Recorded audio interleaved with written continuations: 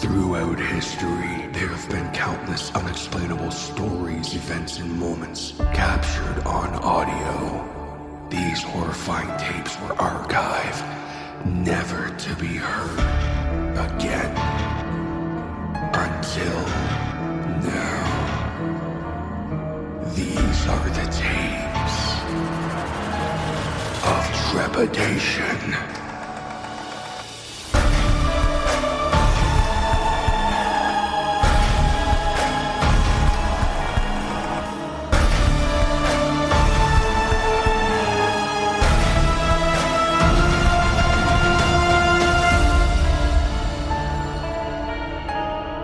Tape number 7, Side A, Arms.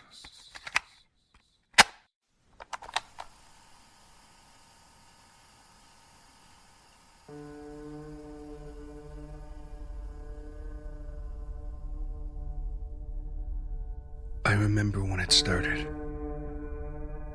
The woman next door was strangled to death in her own bed, with no sign of forced entry. Although her window was open, she lived on the 5th floor without a fire escape. The killer was never found, and the apartment remained vacant. Sometime after she died, I started having night terrors. I would awaken suddenly, gasping for air. One night, I opened my window and stuck my head out to take some deep breaths. That's when I first noticed him. A man was standing in the window of an apartment across the street. It was the only one with lights on, and his body was just a silhouette. I couldn't really make it out at first, but he seemed to be outstretching his arms toward the window. The next night, I awoke again in a panic. This time it really felt like someone was choking me, but there was no one there. I assumed the incident with the woman next door was just making me paranoid. For the first time in my life, I was a little scared to be alone. As I opened the window for some fresh air, I noticed him again. Just as the night before, there was one apartment across the street with a light on, and a man standing in the window with his arms outstretched. Is that all this guy does? I muttered to myself. Maybe he's not right in the head. I had an eerie feeling that he was looking right at me, but it was hard to see. I closed the window, pulled the shades, and went back to bed. I was getting curious about the man in the apartment across the street, so I bought some binoculars. During the day, I watched his window to see if there was anything strange going on. There was no activity. Not even any furniture that was visible from the window. Had he moved out since last night? I watched until the sun went down, but no light in the apartment ever came on. That night I dreamed there was a man at my window. Like my late neighbor, I lived on the 5th floor, and there was no fire escape. It was hard to see his face, but I could feel his eyes examining me. His presence was thick and suffocating, almost intoxicatingly so. I struggled to avoid his gaze as I ran to the window, attempting to close the shades. Before I could scream, he reached right through the glass and put his hands around my neck. I awoke terrified and convulsing. The window was open, though I had closed it earlier. Coughing and wheezing, I stuck my head out and took in the night air. It was unusually quiet. No cars on the road. Looking down at the street, there was a long stretch of light penetrated by a looming shadow. Reluctantly, I panned up to find the source. Again, there was one apartment across the street with a light on, and a man standing in the window with his arms outstretched. I grabbed my binoculars to get a closer look. Immediately, I was petrified. He was most definitely staring at my window, and his arms seemed to be reaching for me. I locked the window, pulled down the shades, and hid under the blankets. I didn't move until morning. Each night, I became more paranoid. I stopped looking out my window, and I kept it locked at all times with the shades drawn. Even so, I could feel him staring at my apartment. I thought about calling the police, but I still wasn't sure if it was all in my head. Then came that horrible night. As usual, I awoke in hysterics. My window was still locked, but the shades were up. I looked across the street, and the man with his arms outstretched had his window open. This was my chance. If he could hear me, maybe I could get a response out of him. "What the hell are you looking at?" I shouted, but there was no reply. The man remained silent and motionless. His arms extended slightly beyond his open window. I thought he would at least be startled, but he showed no sign of acknowledgement. "Why do you stand there every night?" Just as I turned away, his light went out. I looked back to see if he was still standing there, but it was too dark. I slammed the window shut, locked it, pulled the shades, and turned on the TV. There was no way I was going back to sleep. Or at least, that's what I kept telling myself, until I started to pass out. I couldn't help it, so I shut off the TV and climbed into bed.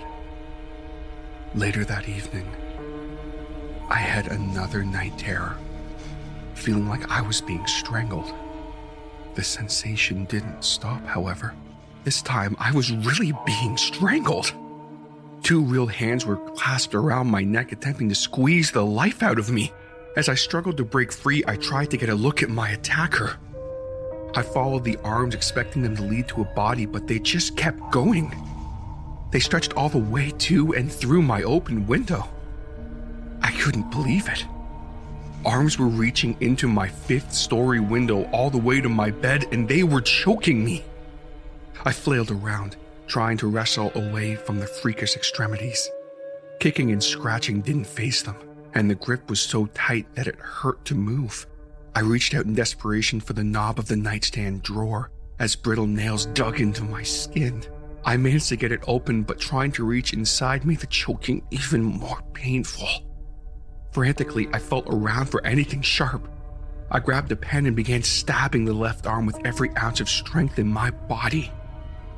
I don't know how many times I stabbed it, but eventually, it pulled back a little, removing the left hand from around my throat. I grabbed it and pulled it to my mouth and bit down as hard as I could until I drew blood. The arm shook violently, trying to pull its hand from my jaws. Choking on blood, I unclenched my teeth, both arms retreating while I spit and gagged. I stumbled to the window, hoping to slam it down on them, but I just grazed the fingertips. I watched in horror as the arms, which had stretched all the way across the street, retracted back to their source. My heart stopped when I saw who they were attached to. They were his arms. I couldn't look away as the hideous limbs wobbled and whipped, returning to their normal length. He put them down at his sides and the lights went out. This time, I didn't just lock the window. I moved the bookcase in front of it. I sat on the floor shaking, trying to get my thoughts together.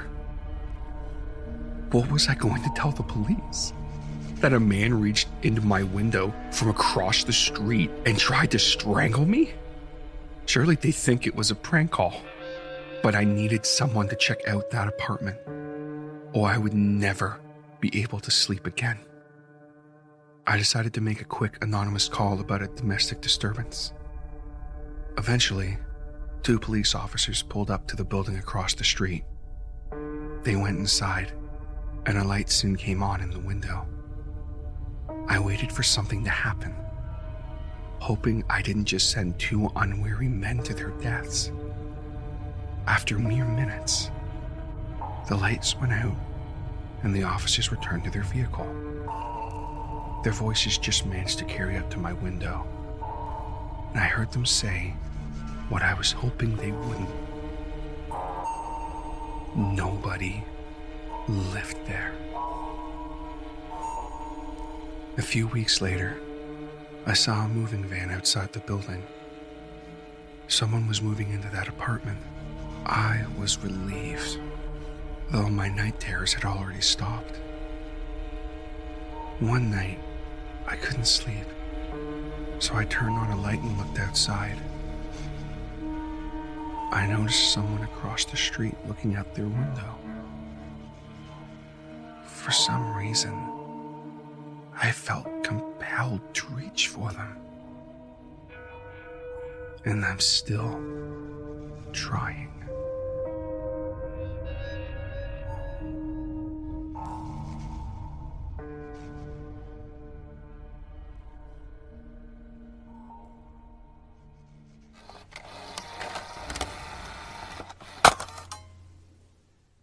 Side B. Window Man.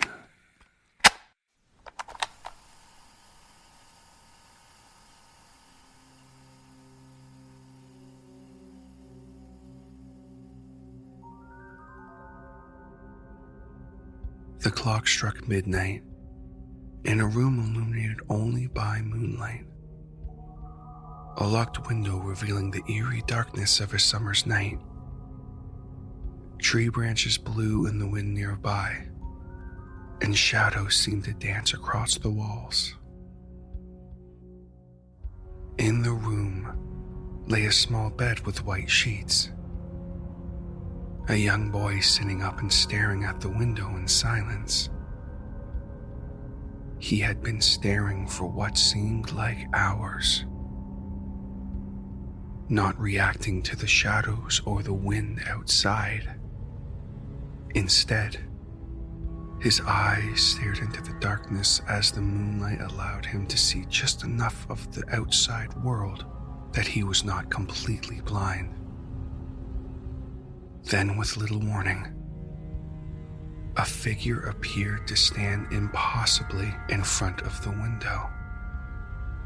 Despite the room being on the second floor of a sizable house, the figure stood in silence, staring into the room with large eyes that shone a bright green. A skeletal hand came into view and tapped on the window, motioning to the lock. The boy in the bed shook his head a little. The figure tapped once more on the window and motioned again. The boy shook his head more. The figure stared at the boy and started to tilt its head slowly. Then slowly but surely disappeared into the darkness. The boy let out a sigh of relief and began to lay down in his bed. He had finally taken the advice of his parents and stood up to his fears. For the last couple of nights, he had run to his parents whenever the window man appeared. But now that he finally stood up to it, he felt relaxed calm. The boy afforded a little smile to himself and closed his eyes, ready to sleep and forget he had been silly enough to be kept awake by the window man. Then, after a few moments of silence, the boy's eyes opened as he heard tapping at the window. His heart racing slightly as he sat back up to see those glowing green eyes once again staring at him. The figure tapped against the window and motioned at the lock. The boy shook his head, and the figure's gaze soon shifted towards the lock. The boy's gaze followed and his eyes grew wide. The lock was open. The figure's glowing eyes once again looked up at the boy, and the window began to slowly open. Long fingers sliding under it and lifting it upwards as the boy covered his head in the bed sheets.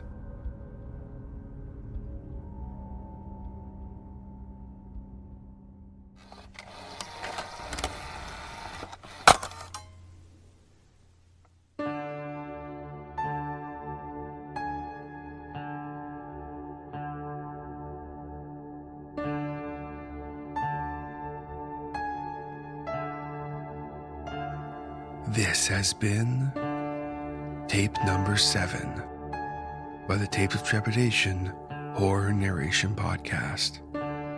Side A, Arms, was written by Umbrello and was originally posted on the Creepypasta Wiki. Narration, production, and sound design was by TJ Hodder. The piece of music featured in this story was Psycho, written by Vivek Avishak, with a link to the song, his YouTube, and socials in the description of this episode. Side B, Window Man, was written by an anonymous user and was originally posted on the Creepypasta Wiki. The piece of music featured in this story was Nightmare, written by Purple Planet Music. A link to their website is in the description of this episode. The Tapes of Trepidation theme was written by the incredible J.M. Scherf. All logos, banners, overlays, and graphic design work was provided by the talented Jason Reese from Jaybird Digital Arts. If you would like to go the extra mile in supporting the show, feel free to follow us on social media. We have Facebook and Instagram, both under Tapes of Trepidation Podcast. And if you want to go that little bit further, consider joining the Tapes of Trepidation Patreon for exclusive bonus narrations and access to our behind-the-scenes podcast, in which we do a deep dive on every single episode of Tapes of Trepidation within the archive. On top of access to that content, you will also get a shout-out on every single episode of Tapes of Trepidation, just like my current patrons. We have the OG patron, Kelly Sisson, Neil Skrupa of Neurotic Voice, Doozer Pendon, Ronan Komori, and Eric Phones. I can't thank you guys enough for all the support at this point in the podcast. It truly means the world to me, and I appreciate you guys so very much.